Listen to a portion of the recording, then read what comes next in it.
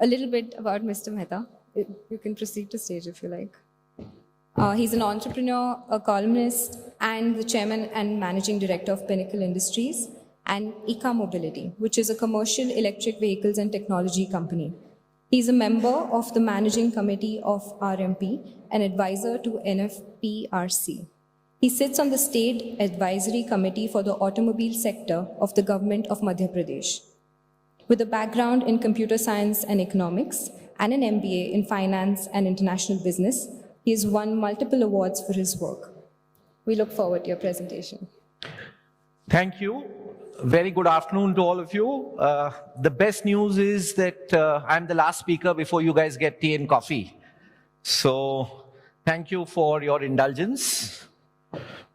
So first of all, Sudhir invited me for this and I was surprised because, as you can see, I'm not a designer. I don't have any of the wonderful skills that all of you have. But what am I here for? So my purpose of being here today is actually to try and save about 2.5 years of your life. And I'll explain to you by the end of the presentation how and why. Let me explain how we started. So all of us are involved in our particular businesses. We are involved in different walks of life. All of you are wonderful creative people. I'm involved with the manufacturing industry. And all of us are very passionate about our own activities. But then came COVID. And what did all of us realize? COVID was, as all of you know, a reset in all of our lives. And for me, one of the things that I realized was that our nation is too important to be left only to the politicians and the bureaucrats of the country.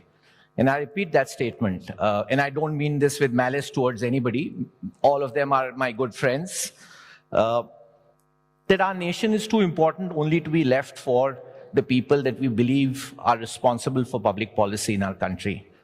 And this is something, as I said, we realized at the beginning of COVID. We formed something which started off as a small movement called the Pune Platform for COVID Response. And over a period of 2 years, it grew to become possibly the largest such activity in the country. And I'll just give you some glimpses of what we were able to do over this 2-year period. We actually started off as a coalition of private industry.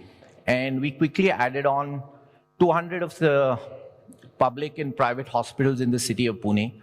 We added on almost 100 NGOs.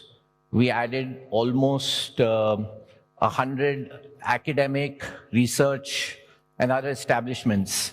And eventually, there were more than 1,000 of us which were focused on how we could help the city and the country combat COVID. Just a few glimpses of what we did over the 2-year period. We deployed equipment which was more than 250 crores over the 1.5-year period, and all of this was raised through private funding. We increased Pune's bed capacity for COVID from 4,000 to 32,000. When we started COVID, we had a bed capacity of 4,000. When the third wave, at the end of the third wave, we had a bed capacity of 32,000, which was the highest in the country, much higher than Mumbai, Pune, Chennai, Bangalore, any of these other cities. And you will be astonished to note that more than 90% of this was private hospitals who did this on a volunteer basis, because in Pune, we only have 1 or 2 of the big government hospitals, as all of you may be aware. We also did more than about 40 to 50 lakh meals across the city, where we had more than 50 institutions which were organized in trying to see that during the first wave of COVID, before the government effort came in, that not a single person in the district of Pune went hungry during that period. During the second wave, which was by far the worst in the country, in a space of about 8 days, we deployed more than 100 crores of equipment, and almost 70 to 80% of what came into the country during that 1-week period, which was about 10,000 oxygen concentrators, about 2,000 ventilators that we deployed all across the country, was done as a public-private partnership, where we had right from everybody to the Prime Minister's office to all of the private institutions in the country. And this was only possible because all of us came together to make that one particular thing happen. Of course, it was not sufficient. We all went through a very traumatic time at that period. Anything that we could do was not enough. This is really what crystallized the whole idea that we cannot just leave nation building only to the people who are supposed to be at the forefront of this, and all of us have a very important role to play. So I want to speak about I think the first speaker after lunch said that the attention span is 8 seconds. I've already crossed that. But I want to speak about 2 or 3 key areas that I believe that all of the wonderful people who are here today can really make a difference. The first and the foremost that I'll speak about is really what I call Brand India. And this is something that I think all of us, and especially all of you, can play a very, very important role in terms of changing the image of our country. How do we normally decide on when you're going to go on your next travel destination, or how does somebody decide that as an investor, they invest in a particular country or region? So all of us are aware, you go to New York, I love New York signs will be there. You go to Germany, what does Germany connote? Germany connotes quality. All of the things that we are talking about. What does Brazil connote? It's something very different. So we always associate particular things with a country and place. A perfect example of a country which has done a fantastic job at branding is the country of Israel. I think for those of you who've been there, it's a very small country. The whole country's size is the size of the city of Pune. But if you see the brand image that they have created for themselves, is absolutely fantastic around the world. And I think it's time that all of us who are here, and especially all of you who are creative professionals, join together in an effort to create what I would call Brand India. Because I don't need to say of all the wonderful things we have. You had to only listen to all the presentations today. In the afternoon, I had the privilege of listening to the last 5 or 6 presentations, but there is so much our country has to offer. But have we done enough at creating a Brand India? And I think all of the people present in this room, I want to leave a thought that this is something that all of us can do together. And many, many ways to do that. We don't have the time to go into detail, but this is something that we are working on. Would very much look forward to your support in terms of what can be done. Let me speak about the second idea, which is the idea of city planning. Again, taking the example of Pune. My next mission and something that we are working on, the Pune platform for COVID response is something that we have converted into what we call the Pune platform for collaborative response. And what's our one single point agenda at the moment? It's to make Pune the cleanest city in the country. I know for those of you who live here, you're going to say, what the hell are you talking about? And those of you who've come from outside are going to say, what are you talking about? We are nowhere close. I agree. We are supposed to be the city which has all of the smart, intelligent people. We are supposed to have the city that has the best in academic institutions, the best of IT, the best of industry, the best of creative people. But we have a city which is a crap house. It's a city which is extremely dirty. And I think if we leave it to, again, the political system or the bureaucracy, this may not necessarily be a priority. So one of the things that we've now started working on is a long-term plan for how do we make our city cleaner. And I will go out on a limb to say, within the next 5 years, we will make Pune the cleanest city in the country. Number 2, infrastructure. Again, perfect example. We are the largest capital or largest city in the country, which is not a capital city. And one of the drawbacks of that is we don't have an airport that we can call an airport. For those of you who've come into Pune, you will know, you've either taken what I call the Dudhwala flights, which are the early morning flights where you waste the whole night thinking about how you're going to get up early in the morning and go, or you take the horrible red-eye flights, which are normally at night. Very, very sad situation where so many years after independence, we don't have an airport. For the last 2 years, I've had 44, this is a story of failure at this point, which will become a story of success at some point. I've had 44 meetings with different people across the political system, across the bureaucracy, across airlines, to ask why our city should not have an airport. Of course, nobody is able to answer that. If you ask somebody, should we have our own independent airport, the answer is obviously yes.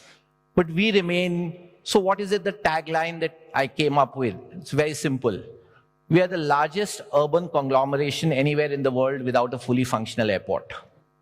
Again, please repeat that. For those of you who are from Pune, whenever you go to any public forum, please say that we are the largest urban conglomeration anywhere in the world without a fully functional airport. Now, that's something we're trying to change. We've made baby steps. The first attempt was to get 4 international flights out of Pune. I'm very happy to tell you that after 2 years of effort, tomorrow the first Pune-Bangkok flight starts. SpiceJet is starting that flight.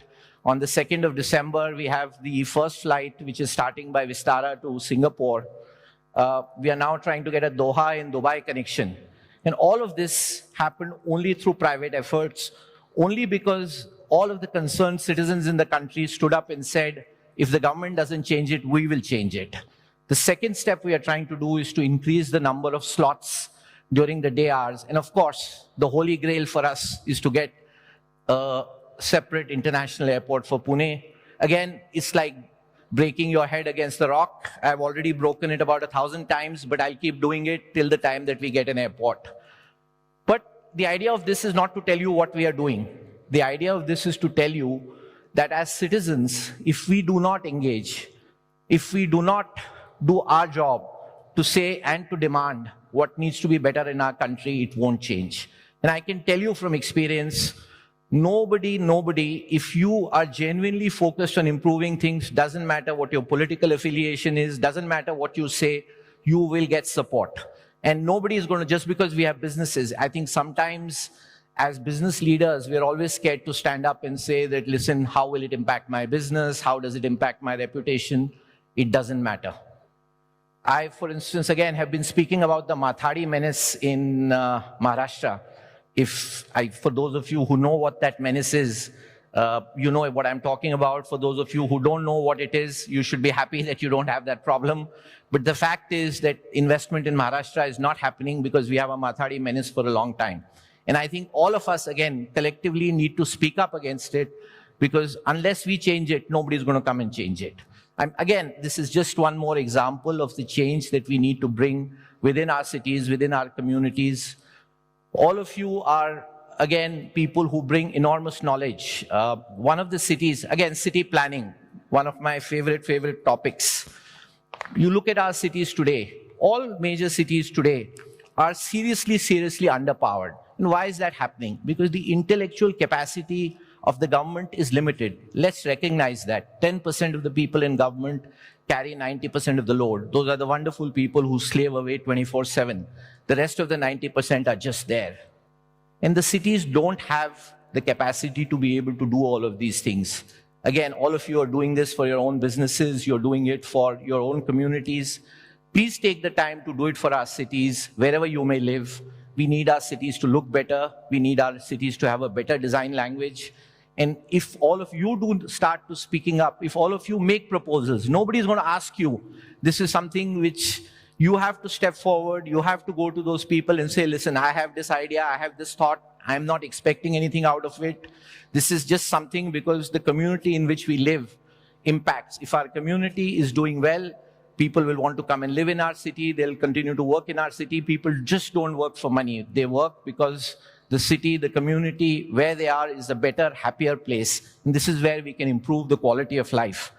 And the last point I want to say is that leadership in our country has to be a collective task. It cannot be a task which is done only by a few people.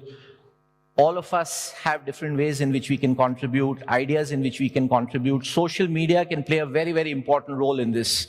Again, the traffic situation in the city of Pune. We've been raising our voice against it for the last few months. Those of you who travel across the city will know how badly gridlocked our city is. So I raised this issue on social media, got almost, 4,000 or 5,000 responses. Got a set of ideas. Some of those ideas were wonderful. It was not that it was something somebody had thought through the first time, but the fact is, people came and said, here's a list of suggestions. We made a list of the top 10 suggestions. I went and met our guardian minister. He listened to us very nicely, and fortunately, some of those are getting implemented. So it's not that the political system is not willing to listen to you. They're also happy to listen to ideas. The bureaucracy is happy to listen to ideas. It's a question of presenting it in the right manner without ascribing any blame to anybody and taking a positive view to say that we are not interested to find fault. We are only interested to improve our cities, our communities. And I think if all of us can do that, we can have a much better country. There is so much going for us. The incredible talent that I see in this room, that we see outside this room, we have this wonderful, wonderful story to tell. It's not just a story, it's reality. The India that we all want can happen only if all of us are equally involved, equally passionate, speak about what's happening, and try to change what's happening. So my request to you is, please do get involved in your communities. Please do get involved in whatever you do. All of you are busy, but do try to find that one thing that makes you happy, that makes you passionate, and you will make our cities, our community, and our country a better place. Thank you.